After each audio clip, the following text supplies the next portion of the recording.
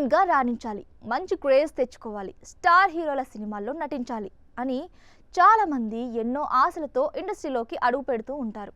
అయితే అందరికీ కూడా ఆ అదృష్టం కలిసి రాదు. అలా కనుమరుగైన హీరోయిన్స్ చాలామంది ఉన్నారు. అందం, అభినయం ఉన్నా కూడా చాలామంది అవకాశాలు లేక సినిమాలకు దూరంగా ఉంటున్నారు. కొంతమంది సినిమాలు మానేసి బిజినెస్లోకి అడుగు పెడుతున్నారు. మరికొందరు పెళ్లిళ్ళు చేసుకొని సినిమాలకు దూరం అవుతున్నారు.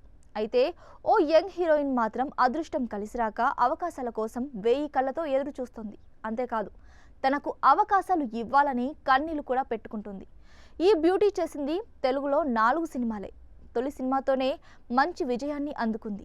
ఆ తర్వాత వరుసగా సినిమాలు చేసింది. కొన్ని సినిమాల్లో తన అందంతో ప్రేక్షకుల్ని కవ్వించింది. కానీ చేసిన సినిమాల్లో మొదటిది తప్ప మిగిలినవన్నీ కూడా ఫ్లాప్సే. దీంతో ఈమె తెలుగు సినిమాలకు పూర్తిగా దూరమైంది. ఇతర భాషల్లో సినిమాలు చేస్తోంది, కానీ అక్కడ కూడా ఎదగలేకపోయింది. ఇంతకీ ఆమె ఎవరంటే, లవ్లీ సినిమా గుర్తుందా? ఆది సాయి కుమార్ హీరోగా నటించిన ఈ మూవీకి బిఏ జయ దర్శకత్వం వహించారు. ఇది మంచి విజయాన్ని అందుకుంది.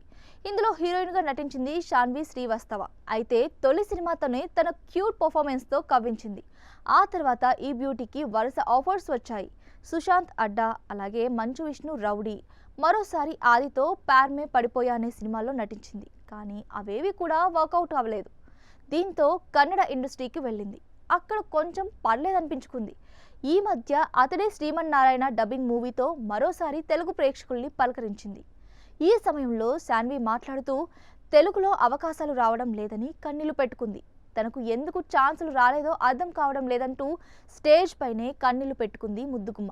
ప్రస్తుతం కన్నడలోనే సినిమాలు చేస్తోంది. అక్కడ కూడా ప్రస్తుతం శాన్వి శ్రీవాస్తవకు చెప్పుకోదగ్గ సినిమాలు రావడం లేదు. సోషల్ మీడియాతోనే ఈ చిన్నది కాలం గడిపేస్తోంది. ఓ రేంజ్లో అందరూ ఆరబోస్తూ అభిమానులను ఆకట్టుకుంటుంది.